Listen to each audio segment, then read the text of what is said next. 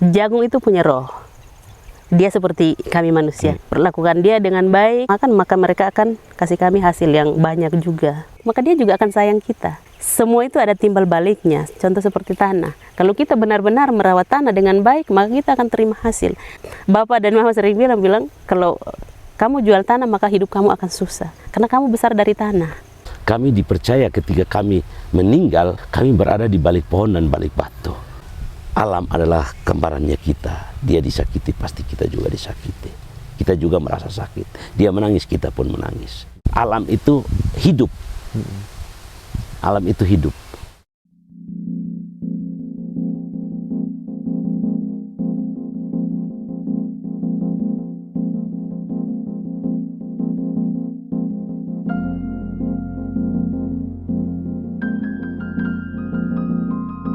Apa yang terjadi ketika pangan kita menjadi seragam?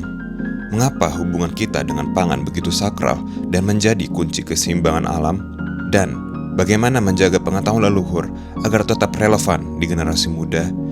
Di episode ini kita berdialog dengan Bapak Fun dan Mama Fun dari Desa Taiftop di Molo, Timur Tengah Selatan. Kita akan membahas bagaimana pengetahuan leluhur Molo dalam merawat keseimbangan, melihat alam sebagai entitas yang hidup, dan pentingnya menjaga keberagaman pangan lokal. Halo semua, selamat datang kembali di Sabda Bumi. Kali ini kita berada di teritori baru, yaitu di Desa Taiftop di Molo Utara.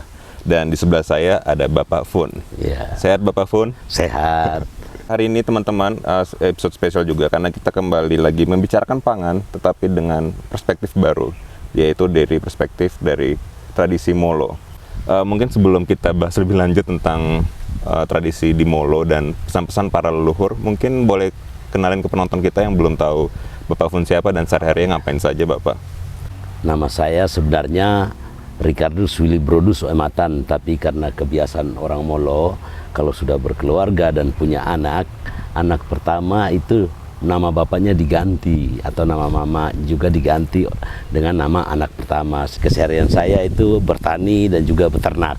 Kalau kedekatan Bapak dengan alam dan tradisi leluhur itu sendiri, sebenarnya apakah itu sudah ditumbuhkan dari kecil atau Bapak mulai menggali kembali gitu, kayak akhirnya menemukan pesan-pesan tersebut gitu? Jadi kalau mau berbicara tentang diri saya dengan Molo atau masyarakat Molo, sebenarnya saya dilahirkan oleh orang tua yang sangat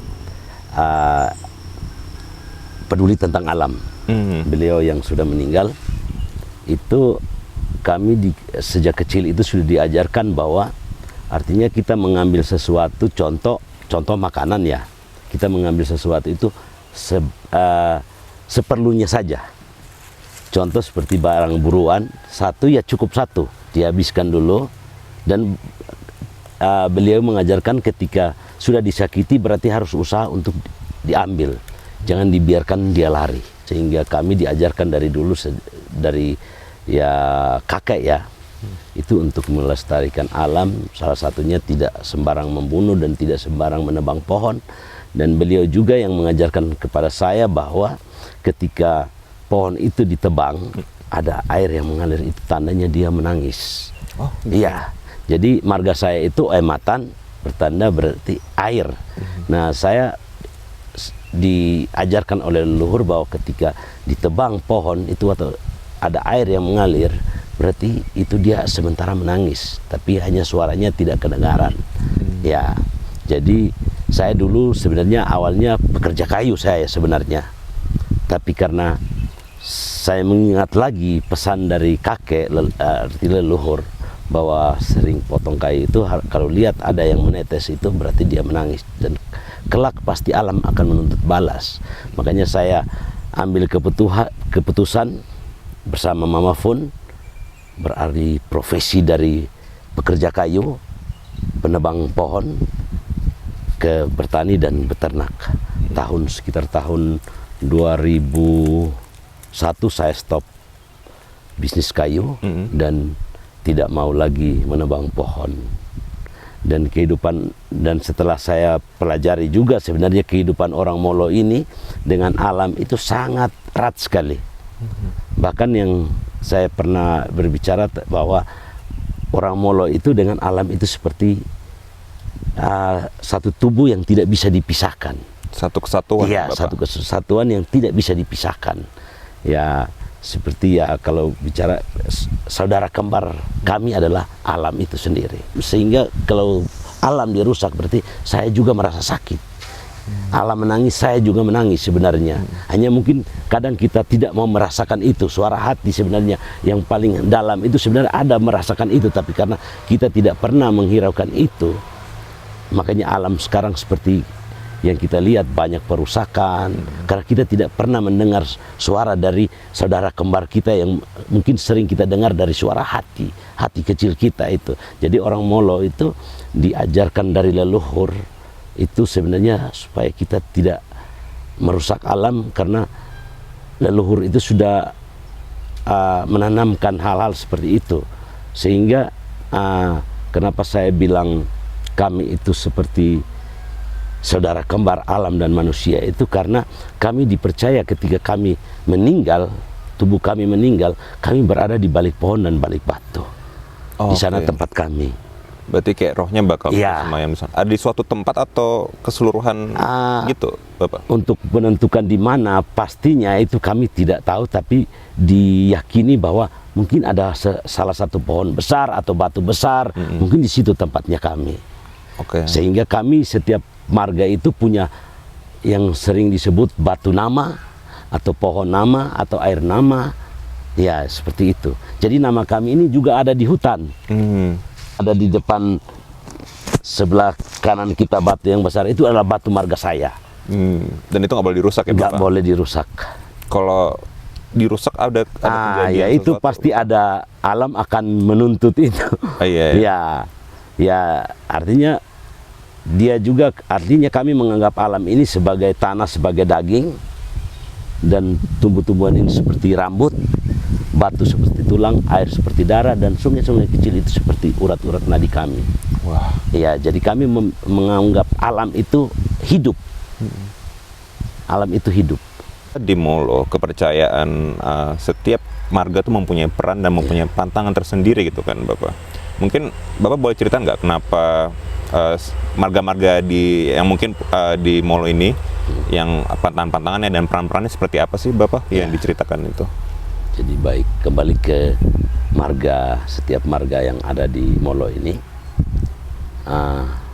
yang sering mungkin didengar bahwa marga di Molo ini setiap marga besar, setiap marga itu punya pantangan dan pamali, istilahnya pamali. Ya, sebenarnya pamali itu kalau kita mau berpikir sebenarnya orang tua atau leluhur kami sudah mengajarkan kami untuk tidak serakah. Artinya yang bisa dimakan boleh dimakan, tapi tidak semuanya dimakan. Jadi kami itu setiap marga itu ada punya pantangan tentang tumbuhan, pantang tentang tumbuhan, pantang tentang hewan, bahkan sampai ke makanan. Sampai ke makanan juga kami ada pantangannya. Sebenarnya makanan itu bisa dimakan, tapi kami dilarang untuk memakannya. Artinya tidak semua kita harus makan. Ada sebagian yang kita sisihkan untuk mungkin lebih untuk melestarikan alam, mungkin seperti itu. Jadi orang tua kami itu sudah mengajarkan kami sejak masih kecil untuk tidak serakah. Sehingga setiap marga itu sudah punya tugasnya masing-masing. Contoh seperti saya, marga Waimatan, saya bertugas untuk menjaga kelestarian salah satu tikus, yang sebenarnya binatang yang mau kita bilang itu sebenarnya perusak dia, tapi itu wajib saya untuk menjaganya. Karena istri saya kalau dengan bahasa lokal itu sering disapa Ivo atau disebut tikus. Jadi contoh Mama Fun kalau ke kampung, kalau ketemu ke orang tua itu pasti panggilannya Ivo.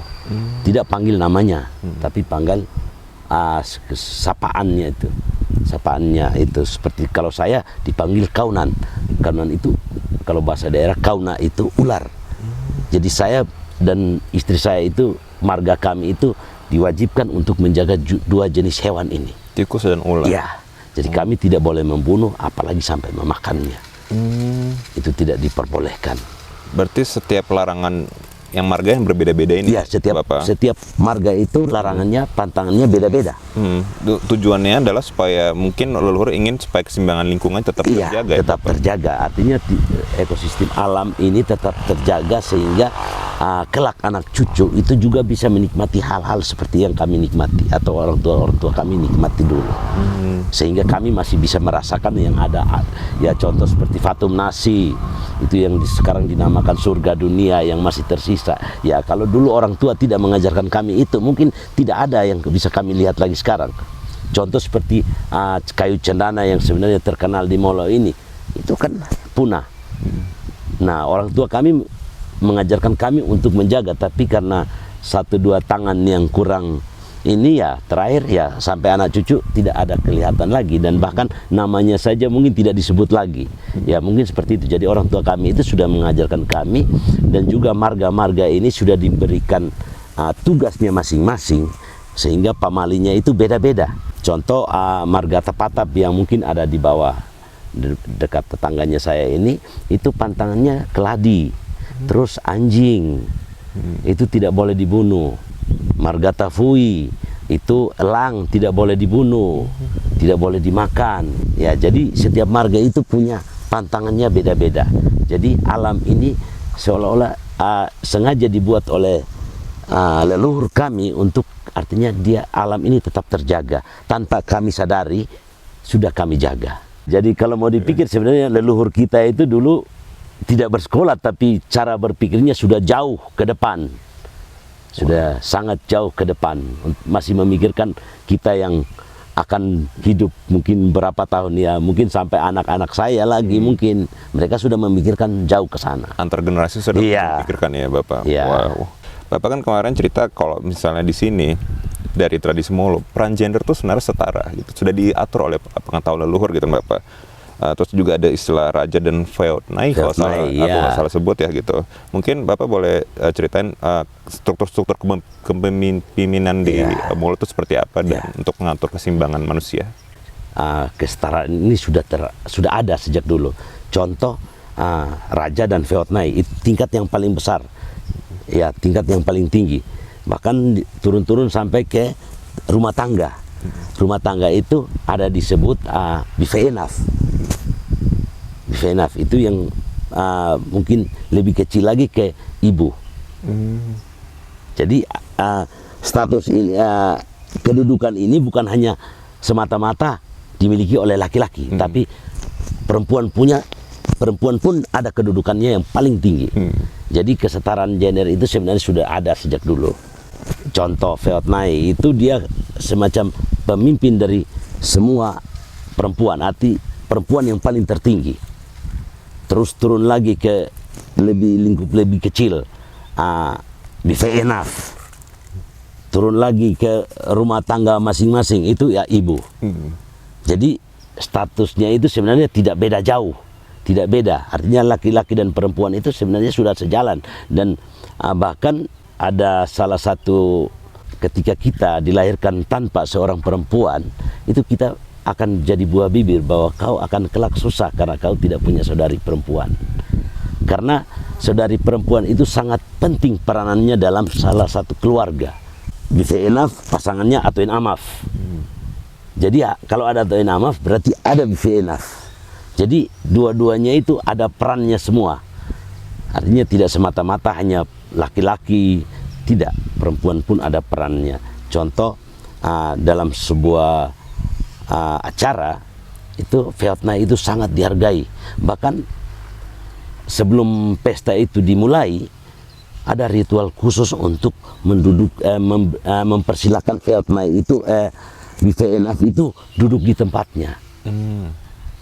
Setelah selesai itu juga ada ritual atau acara adat untuk membangunkan dia dari tempatnya. Sama juga seperti Atoin Amaf. Sebelum acara itu mulai sudah ada upacara untuk, artinya mempersilahkan dia untuk menerima tugas. Jadi semuanya itu sebenarnya sudah ada sejak dulu. Kalau kita berbicara tentang kesetaraan, itu sebenarnya sudah ada sejak dulu, sudah diajarkan sejak dulu. Bapak juga sering sama Mama Fon ya gitu, sering menyuarakan pentingnya pengetahuan leluhur gitu kan, dan itu diajarkan ke generasi yang sekarang gitu kan. Sebenarnya aku juga pengen tahu Bapak, maksudnya pengetahuan-pengetahuan apa saja sih sebenarnya yang diajarkan leluhur di Molo yang sangat sebenarnya relevan dan penting untuk generasi sekarang dan yang akan datang gitu. Kalau menurut saya yang sebenarnya yang diajarkan itu semuanya, saya rasa itu semuanya penting untuk di kehidupan sekarang, apalagi di kehidupan sekarang yang sangat penuh dengan kekerasan.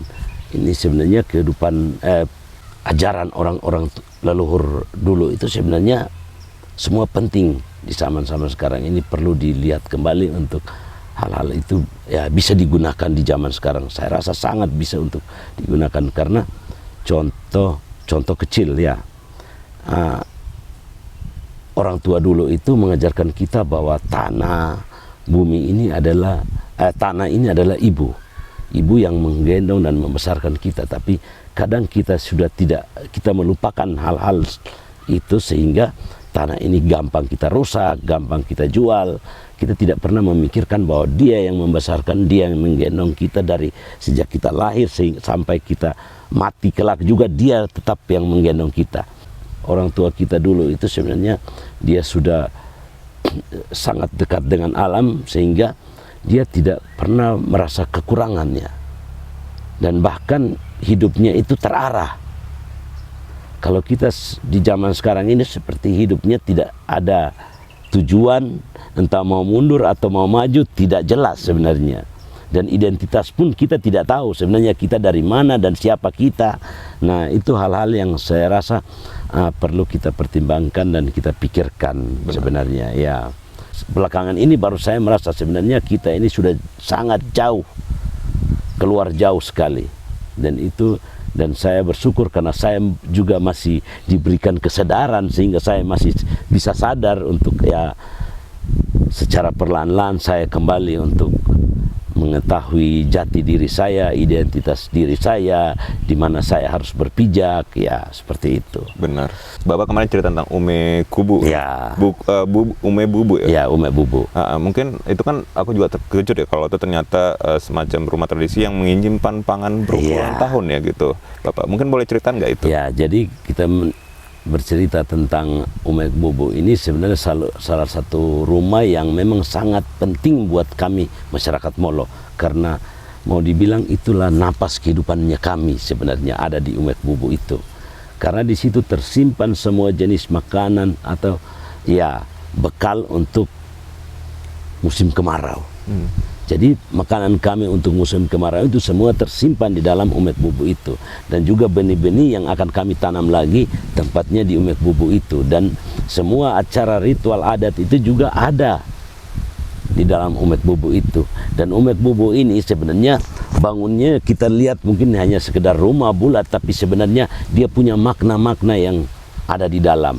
Contoh dari tiangnya saja itu. Tiangnya itu ada 4 tiang, yang dimana tiang yang depan kiri itu biasa disebut tiang ayah. Nah, di situ tempat duduk ayah. Nah, di belakang, di bagian kanan depan itu istilahnya kolomanu.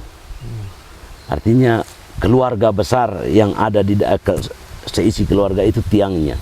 Terus ada tiang yang di kanan kiri bawah belakang itu tiangnya ibu. Tiangnya ibu. Tiang yang kanan bagian atas itu adalah tiang makanan. Berarti kalau untuk pangannya bisa bertahan puluhan tahun tuh gimana? Iya, itu kalau cara pengawetannya itu kami menggunakan cara pengawetan menggunakan pengasapan.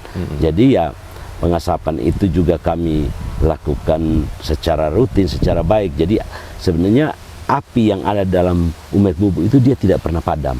Oh iya? Iya, dia tidak pernah padam. Dia harus nyala terus dan mengeluarkan asap. Jadi Ume Bubu itu tempat kami dilahirkan. Itu tempat kami melihat dunia ini. Awal mula kami melihat Ume Bubu. Setelah itu baru kami keluar dan melihat alam sekitar. Jadi sebenarnya rumah Ume Bubu itu sangat simbol kehidupan ya Bapak? Simbol kehidupannya kami itu ada terletak pada Ume Bubu itu. Nah, sekarang ini masalah sekarang yang saya lihat ini ya kadang ada yang merasa mungkin kekurangannya makanan karena faktor utama itu karena sudah melupakan umek bubu itu. Karena umek bubu itu bisa menyimpan makanan atau bahan pokok, ya makanan itu sehari-hari itu bisa bertahan sampai bertahun-tahun, bahkan sampai puluhan belasan tahun. Jadi sebenarnya kami itu tidak kekurangan karena sudah ada rumah yang menyediakan makanan untuk musim kemarau. Benar. Jadi kapan kami mau makan akan tetap ada tersedia. Wow. Nah, kenapa juga umek bubu itu rumahnya pintunya tidak tinggi?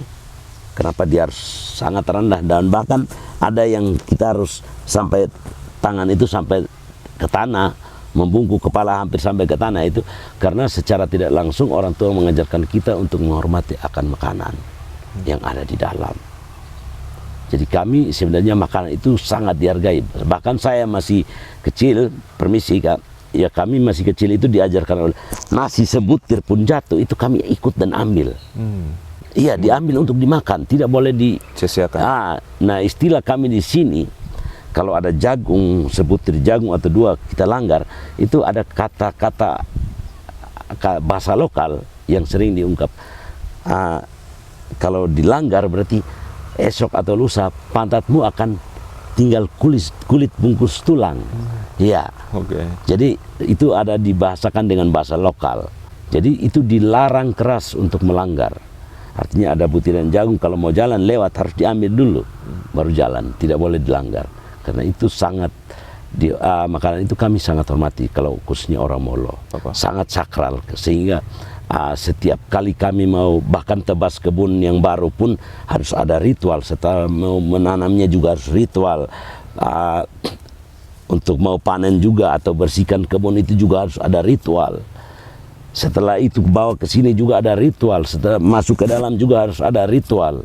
Jadi sebenarnya makanan itu pangan itu sangat sakral sekali buat kami orang Molo. Wow. Dan karena orang tua mengajarkan bahwa semua, contoh jagung sebenarnya dia bernyawa. Kami diajarkan bahwa mereka bernyawa. Jagung-jagung ini bernyawa dan itu harus dijaga benar-benar supaya nyawanya itu jangan pergi. Bapak, aku mungkin mau nanya sedikit tentang perubahan cuaca yang terjadi di dunia, di mana saja kan, karena ketidakseimbangan yang kita buat sebagai manusia gitu kan Bapak.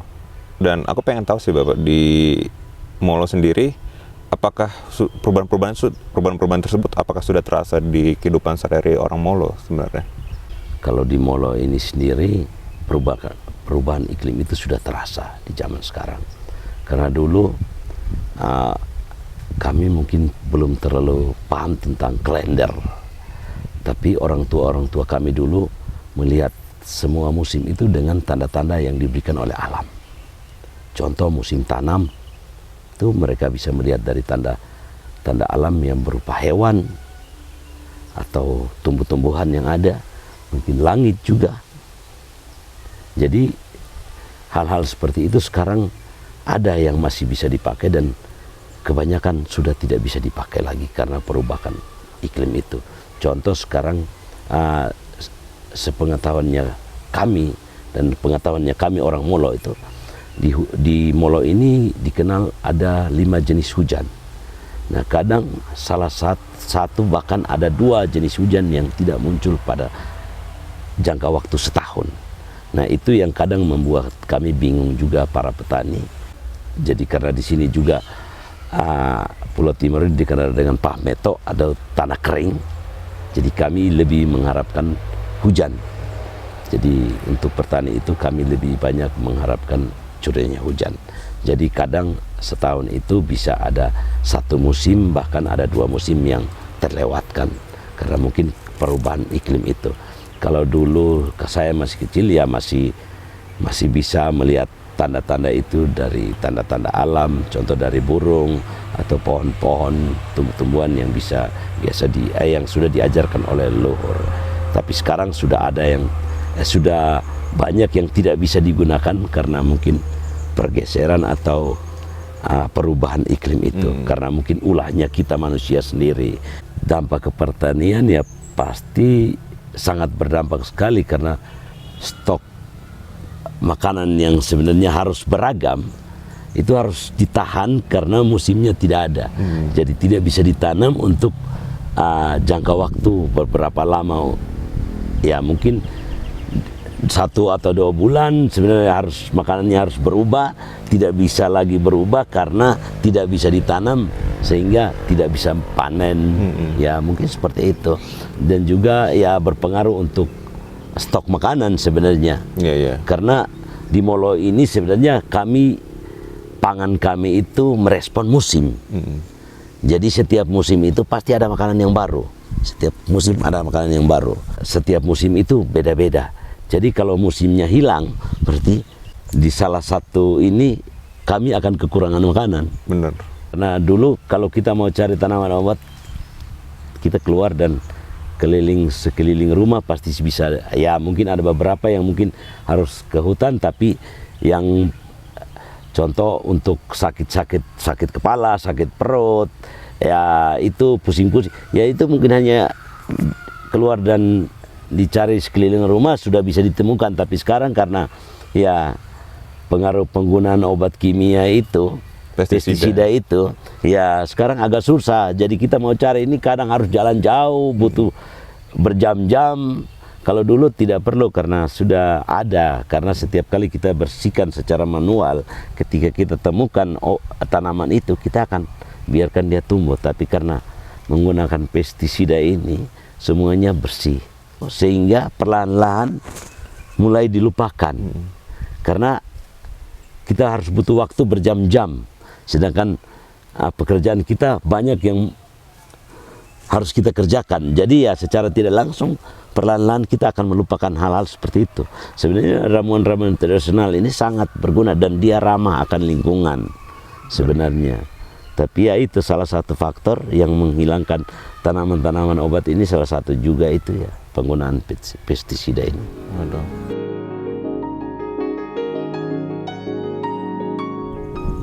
Halo teman-teman, selamat datang kembali di Sabda Bumi. Kali ini kita di part 2 di episode di Molo. Jika sebelumnya kita sudah ngobrol dengan Bapak Fun, kali ini kita kembali ngobrol dengan Mama Fun.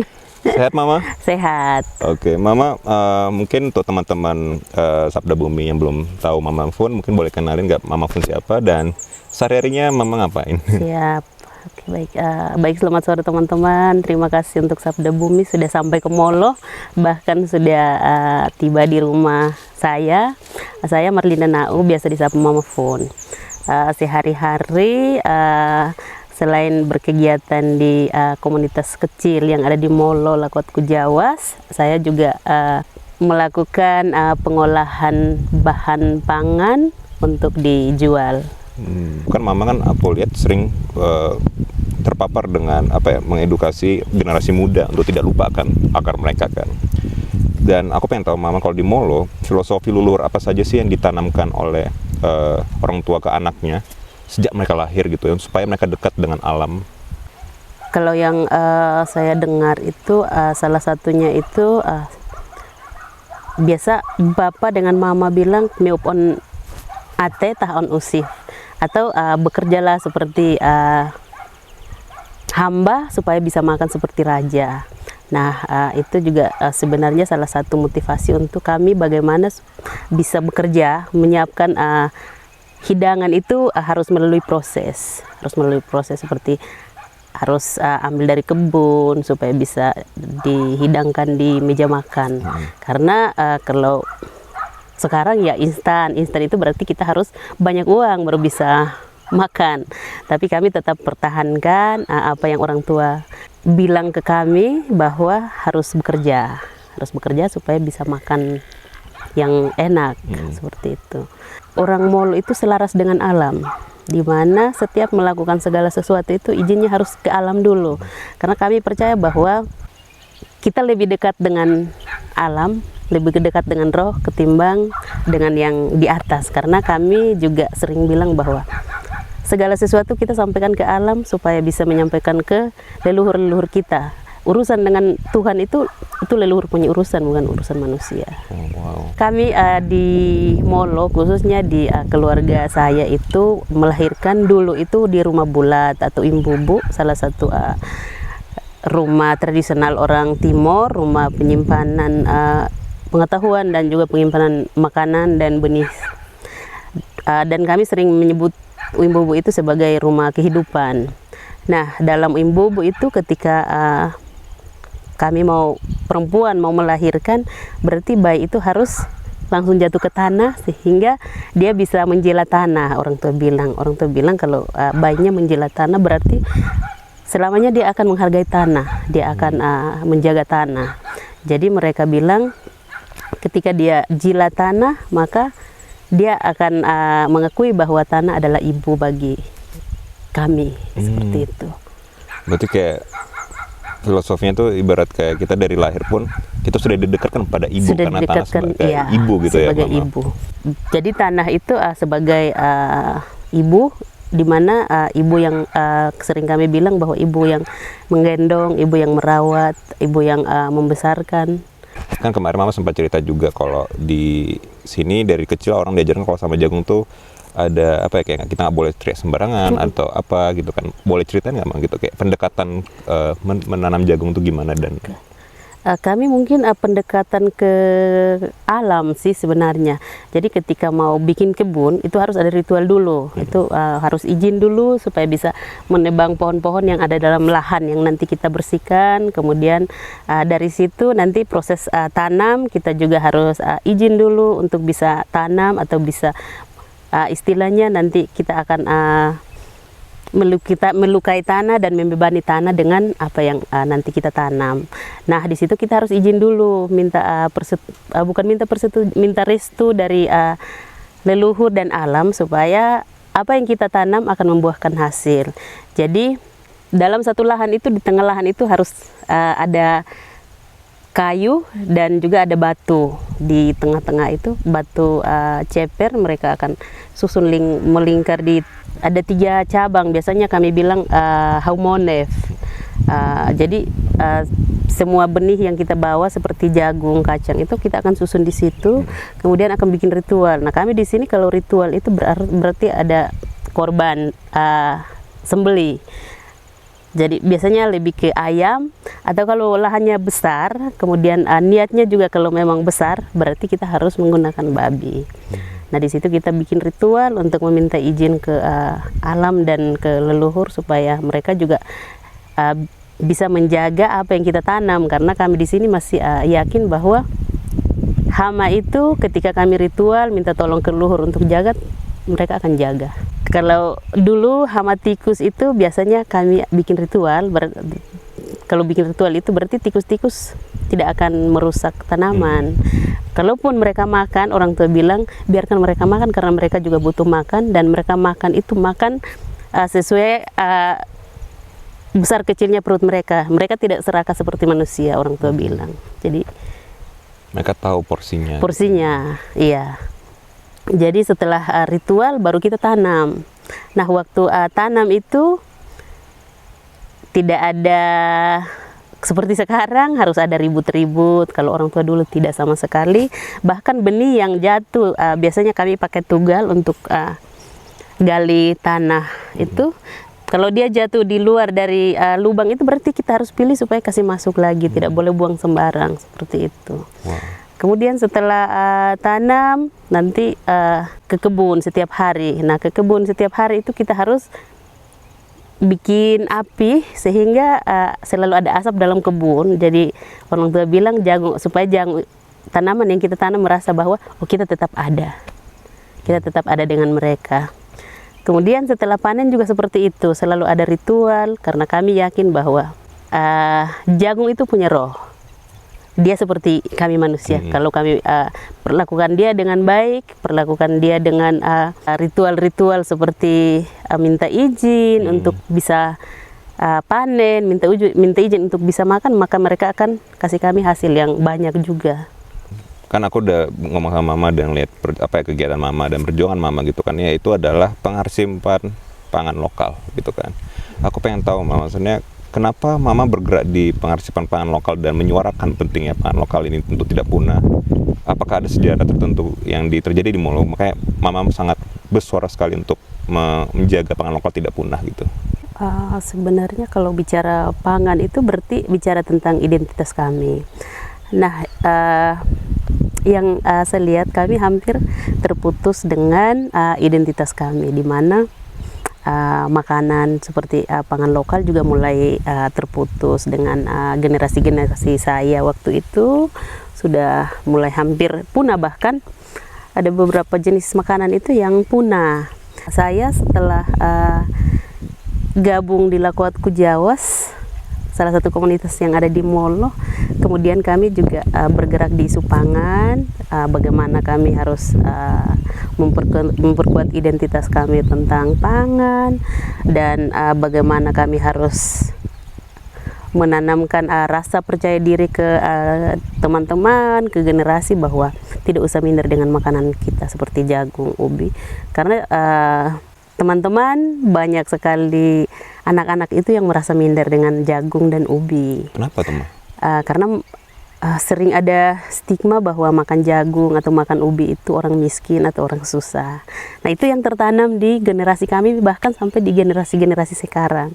Maka itu biasanya kalau mereka makan jagung akan sembunyi.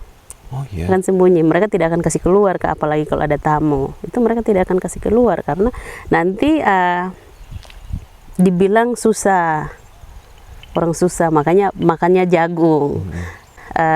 Kita diukur dengan beras waktu itu. Kesejahteraan kami di sini diukur dengan beras. Ketika dalam isi piring kami nasi, berarti orang masih dibilang sejahtera, seperti itu. Jadi perlahan-lahan pangan lokal mulai hampir hilang.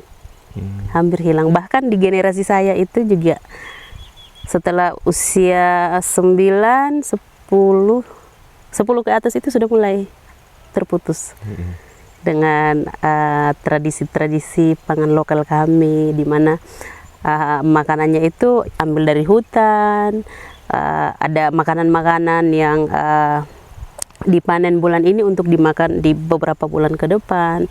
Jadi kalau bicara pangan kami di sini, pangannya sangat beragam dan makannya itu setiap musim ada makanannya sendiri. Nah, itu hampir terputus. Hampir terputus dengan adanya beras. Jadi program-program yang sebenarnya nggak kontekstual di sini gitu ya. Iya. Saya sering bilang bahwa kita seperti rumput yang tumbuh akarnya mengambang saja, tidak masuk ke tanah.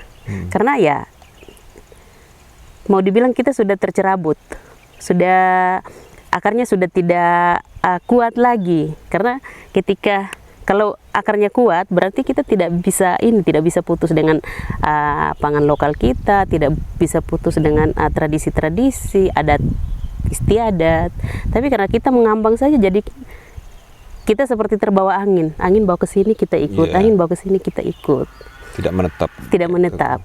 Dari situ saya mulai setelah gabung di Lakuat mulai sadar, akhirnya coba mengarsipkan, coba mencari benih-benih yang sudah tidak ada lagi supaya bisa diarsipkan, sehingga sampai di jean mereka juga mereka masih tahu bahwa oh ternyata makanan kita ini, identitas kita orang Timur makanannya ini. Jadi ketika kita keluar, orang bilang orang Timur, mereka sudah tahu orang Timur makanannya jagung bose, makanannya jagung, makanannya ubi, seperti itu. Benar, Mama. Dan ini juga ya, Mama, maksudnya kan aku melihat di sini keanekaragaman pangan lokal itu, misalnya kayak kita bicara karbo saja gitu kan. Karbo banyak sini, bisa dari jagung, bisa dari umbian gitu kan. Kalau minimal kita yang di kota mungkin atau banyak di masyarakat lainnya yang di tinggal kota kan kita banyak terdoktrin oh ya karbo itu adalah makan nasi gitu kan. Padahal di sini aku sadar ternyata banyak ya, Mama, itu. Dan itu kan dengan banyaknya keanekaragaman karbo itu sendiri kan, itu kan gizi kita juga semakin beragam gitu kan, Mama. Dan itu ketika itu hilang ya gizi kita juga semakin berkurang semakin, ya. Di sini bahkan kami tidak diedukasi untuk nasi itu makannya dengan lauk apa, makannya dengan sayur apa. Jadi biasanya kita ketemu itu nasi orang makan dengan mie. Oh, karbo dan karbo. Karbo dan karbo, karena mereka tidak tahu kalau mie itu karbo. Mereka tahu saja oh mie itu bisa jadi sayur seperti itu. Jadinya mereka makan nasi dengan mie. Padahal di keliling rumah itu banyak sekali tumbuhan yang bisa dimakan. Tanpa harus beli. Tanpa harus beli, banyak sekali, banyak seperti ada jantung pisang, ada daun singkong, ada sayur, beberapa jenis sayur yang tumbuh liar di halaman rumah ataupun di kebun. Itu yang harusnya bisa dimakan, punya nilai gizi, tapi ya seperti yang tadi saya bilang, kita diukur dengan beras. Jadi ya makan nasi berarti lauknya mie. Nah dari situ saya mulai sadar bahwa ternyata memang harus ini. Jadinya setelah mengarsipkan, saya coba untuk inovasi, karena ya jujur anak sekarang kalau tidak inovasi juga mereka agak susah. Jadi perlahan-lahan harus diperkenalkan lagi. Jadi lewat inovasi itu saya mencoba untuk perkenalkan ke mereka. Intinya mereka tahu bahwa oh ini puding ubi, oh ini bahan dasarnya ubi, dari ubi, begitu.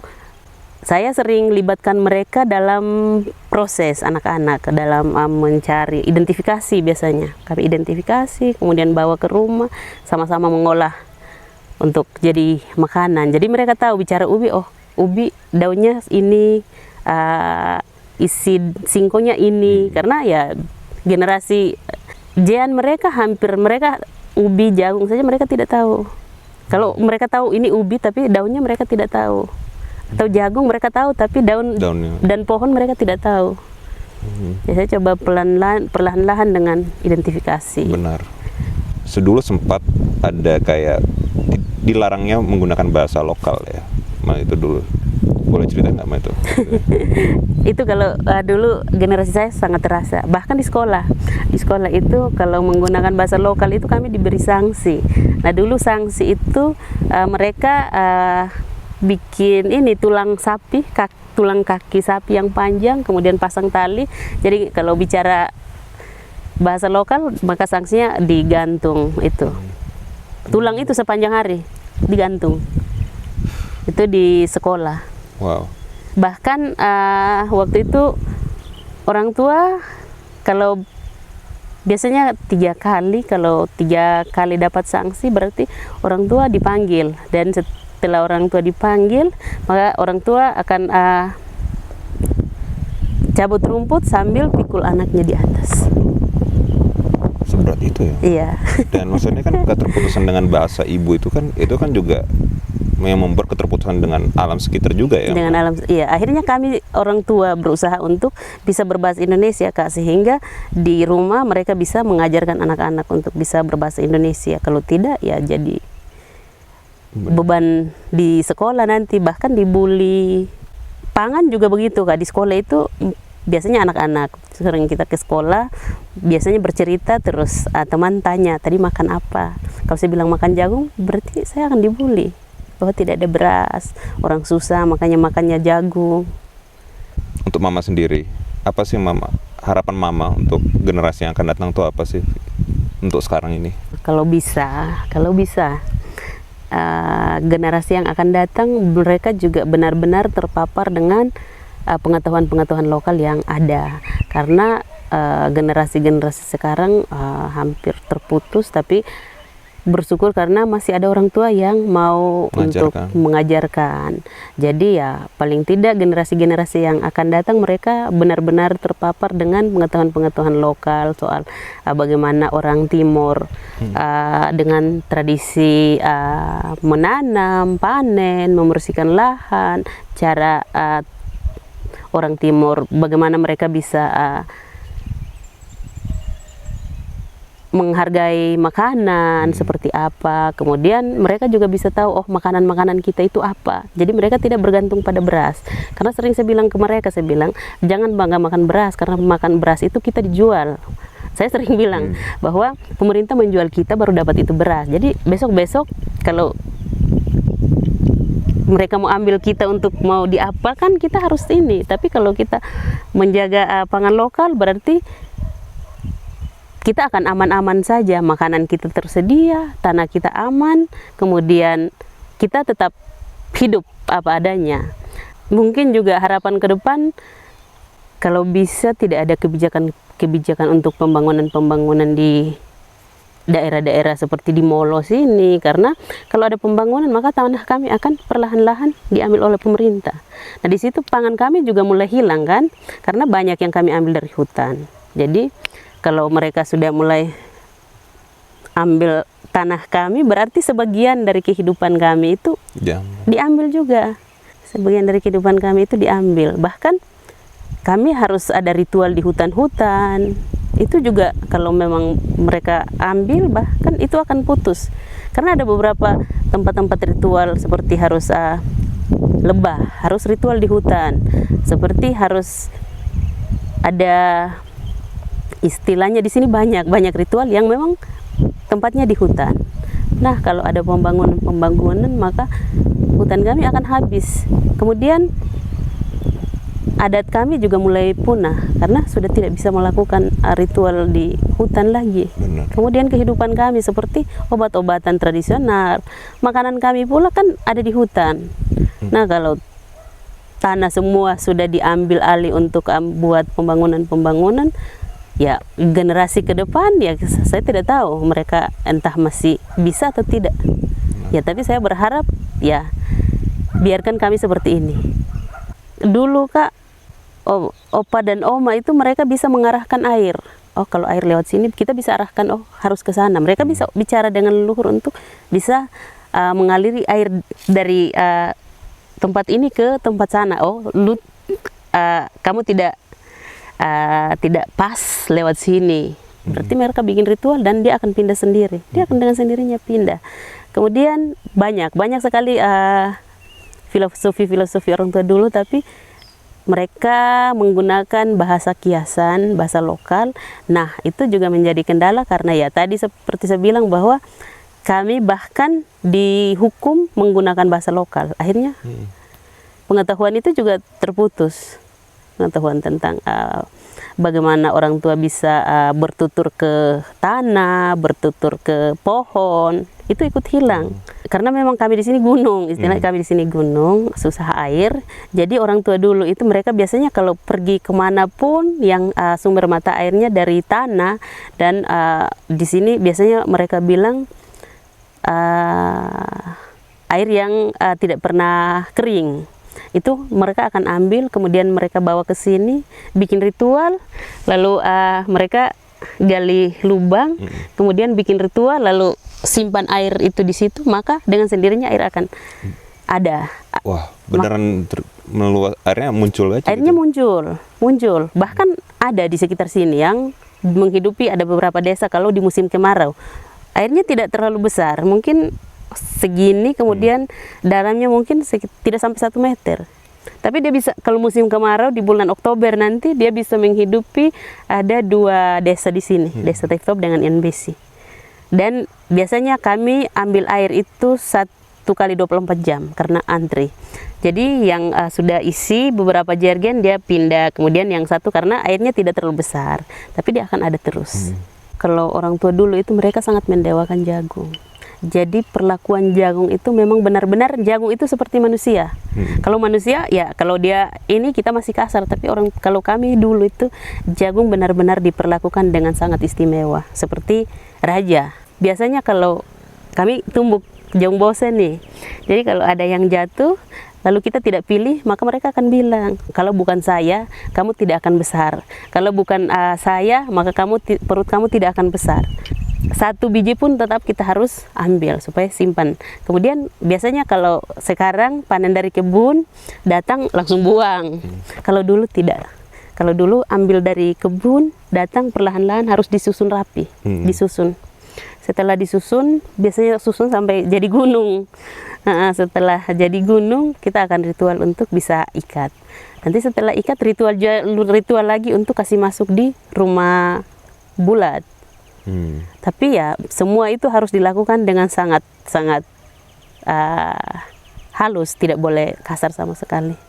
Kemudian mereka bilang jagung itu punya roh. Jadi ketika kita memperlakukan dia dengan baik, maka dia juga akan sayang kita dan dia akan memberi. Jadi seperti orang tua bilang bahwa semua itu ada timbal baliknya. Contoh seperti tanah. Kalau kita benar-benar merawat tanah dengan baik, maka kita akan terima hasil. Tapi kalau Bapak dan Mama sering bilang kalau kamu jual tanah maka hidup kamu akan susah karena kamu besar dari tanah.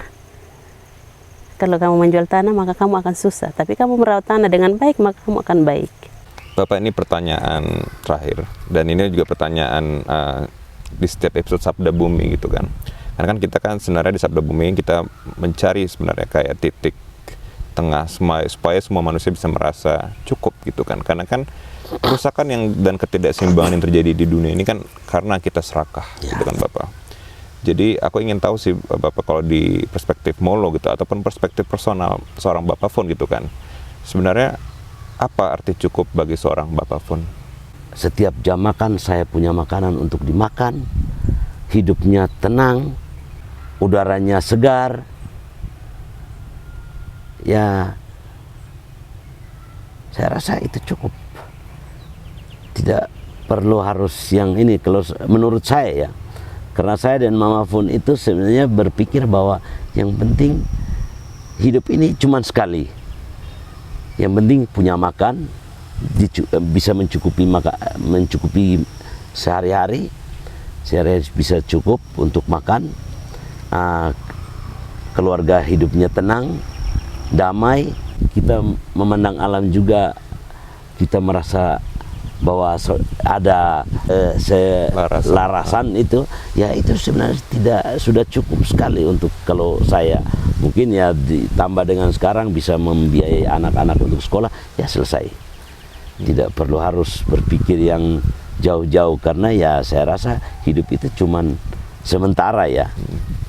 Artinya kita selalu diingat ya, kita harus berbuat yang ini supaya kelak anak cucu kita juga masih bisa mengenang atau bisa melihat apa yang kita lihat sekarang. Saya rasa itu salah. Mari kita kembali mengingat pesan leluhur kita untuk menjaga alam. Kita harus kita sadar dan kita kembali merasakan bahwa alam adalah kembarannya kita. Dia disakiti, pasti kita juga disakiti. Kita juga merasa sakit. Dia menangis, kita pun menangis. Benar. Ya, mungkin itu peribahasa yang mungkin sering dikeluarkan oleh leluhur itu. Kalau hemoin mansian munon lek homonit. Artinya, kalau mau hidup seperti manusia, layaknya manusia yang disebut memang manusia, berarti ikutlah jalurnya yang sudah ditentukan. Apa arti cukup bagi seorang Mama Fon? Kalau cukup itu berarti kita akan ambil sesuai dengan kebutuhan kita. Jadi contoh kami di sini makan untuk hari ini ambil dari kebun secukupnya untuk makan hari ini. Besok masih ada lagi untuk ambil dan makan. Tapi kalau kita serakah, maka biasanya kalau serakah itu saya sering bilang bahwa kalau serakah berarti sama juga pemalas. Jadi ambil banyak-banyak lalu bawa ke sini, kadang juga semua tidak diolah dengan baik, akhirnya busuk lalu dibuang. Itu juga menurut saya sangat serakah. Tapi kalau kita ambil sesuai dengan kebutuhan kita, maka kita akan ambil secukupnya. Oh ini cukup untuk hari ini, berarti ya ambil untuk hari ini saja. Nanti besok kita ambil lagi. Kalau yang kami lakukan bahwa kita harus melalui proses, karena melalui proses kita akan menghargai. Karena melalui proses kita akan tahu dari mana makanan ini kita makan, asalnya dari mana, kemudian prosesnya seperti apa. Itu tertanam di anak-anak. Jadi mereka tetap tahu bahwa oh jagung ini dari sini. Contohnya, oh ini mama ambil dari kebun. Dari kebun berarti ditanam di tanah. Berarti mereka wajib untuk menjaga tanah sehingga ke depan tanah ini akan memberi terus. Akan memberi terus sehingga isi piring mereka akan tetap ada dan berwarna. Karena kalau kita tanam sendiri, maka isi piring kita akan berwarna. Seperti ada tomat, ada warna merah, ada warna sayur yang hijau, dan banyak sekali yang bisa kita tanam dari kebun, itu yang akan menjadi warna dari isi piring kita sendiri. Tapi saya selalu bilang ke anak-anak bahwa harus tanam sehingga tahu bahwa oh tanaman makanan ini kita ambil dari tanah, kita tahu gizinya apa, atau kita tahu oh ini ditanam seperti apa, menggunakan apa, itu kita tahu. Tapi kalau kita tidak tahu dari mana asalnya, maka saya tidak yakin juga untuk kesehatan kita seperti apa. Dialog dengan Bapak Fon dan Mama Fon membuat saya sadar bahwa menjaga keberagaman alam dimulai dengan menjaga isi piring kita tetap berwarna. Keberagaman pangan adalah manifestasi langsung dari lingkungan yang sehat. Seperti kata Bapak Fon, alam adalah kembaran kita. Tanah sekitar kita sudah tahu apa yang terbaik untuk tubuh kita. Pangan lokal adalah pemberian sakral dari kembaran kita. Kita rawat dia maka dia akan merawat kita kembali. Dia sehat, tubuh kita juga akan ikut sehat. Dan seperti kata Mama Fun, kita harus berhenti seperti rumput yang akarnya tidak tertanam dalam tanah, sehingga mudah terbawa oleh angin. Mungkin pada akhirnya tugas terbesar kita, para rumput yang terbawa angin, adalah kembali mencari tanahnya dan kembali terhubung dengan kembaran yang selalu menunggu kepulangan kita. Teman-teman, terima kasih banyak sudah mendengarkan dialog dengan Bapak Fun yang sangat hebat sekali ini.